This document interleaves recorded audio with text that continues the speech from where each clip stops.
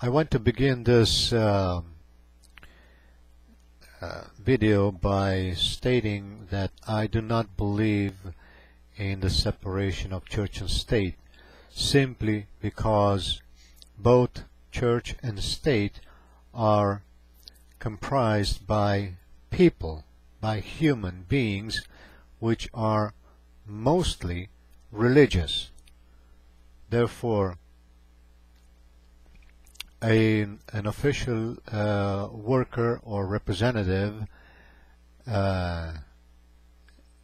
is entitled to express and uphold his religious beliefs without any interference by the state.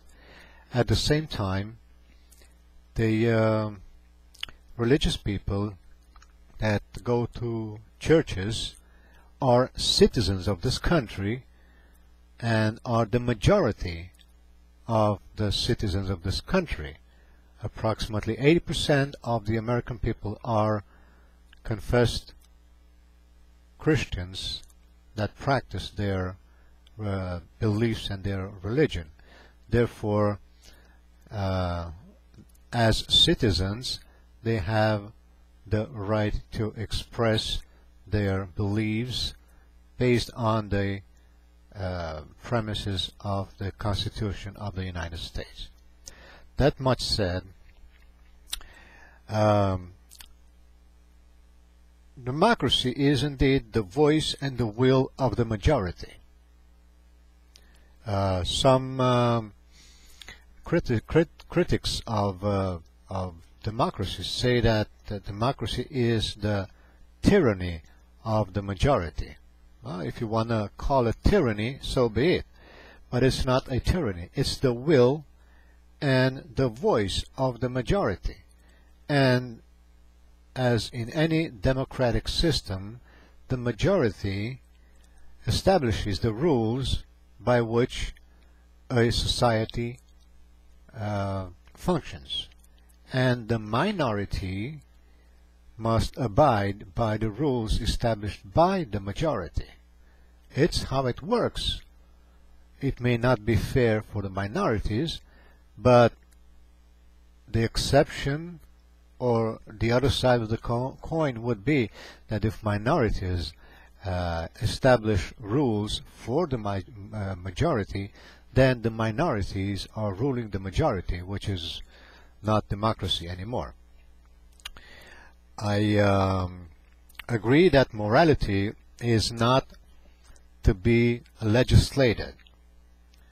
In a democracy, the voice and the will of the majority must prevail, and the legislation must protect and enforce the will of the majority. So that much said, I don't think anyone would want to have a theocracy in America. Even the most fundamentalists of the fundamentalists would not like to have a theocracy in America. Well, actually, it's not that they don't want to have one. The problem is that we cannot have a theocracy in America simply because in order to have a theocracy, we need to have a theocrat. And in the case of the Christians, the only theocrat would be God.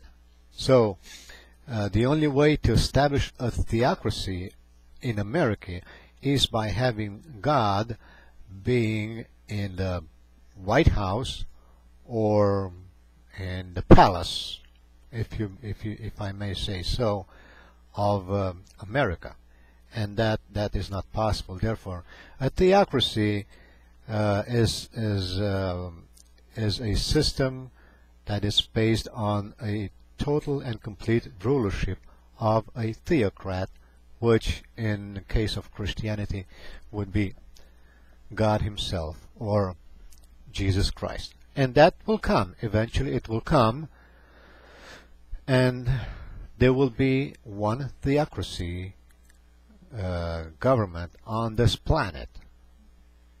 Whether we like it or not, it will happen. So anything else concerning the claims that fundamentalists want a theocratic government is just simple play of words. It cannot happen, it will not happen, and it should not happen, because it would not be a true theocracy. It would be a tyranny of religious-minded people, and I don't agree and support anything like that. Now, in your case, Firefly, I resent you being harshly treated by other so-called Christians. I do not condone their actions.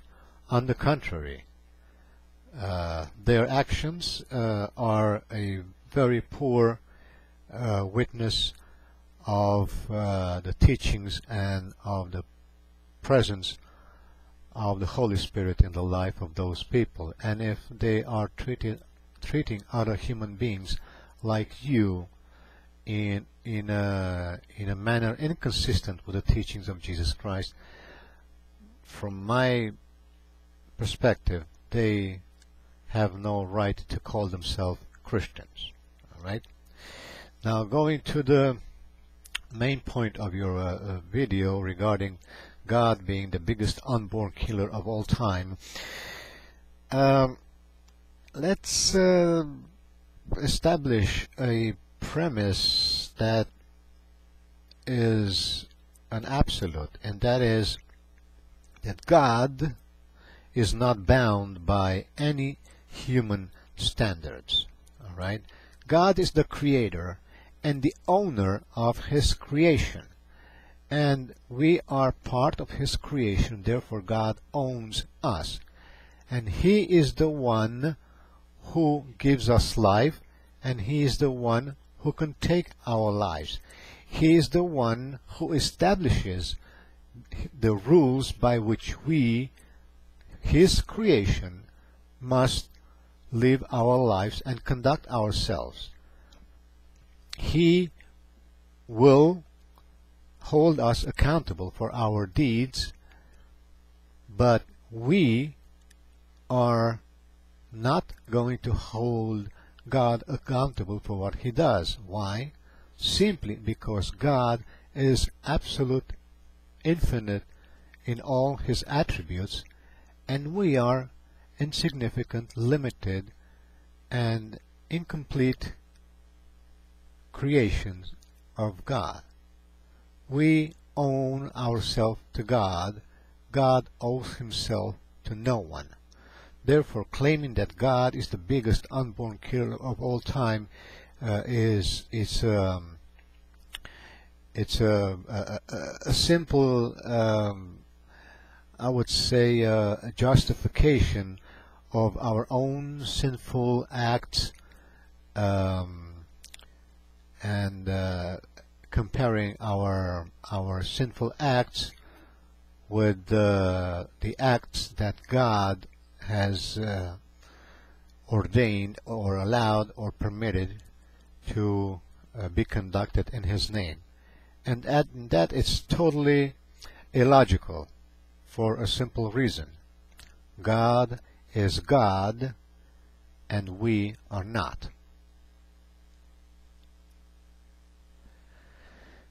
I hope, my friend, that you would consider what I've been saying in this video, and perhaps we'll leave some room for some additional constructive exchanges.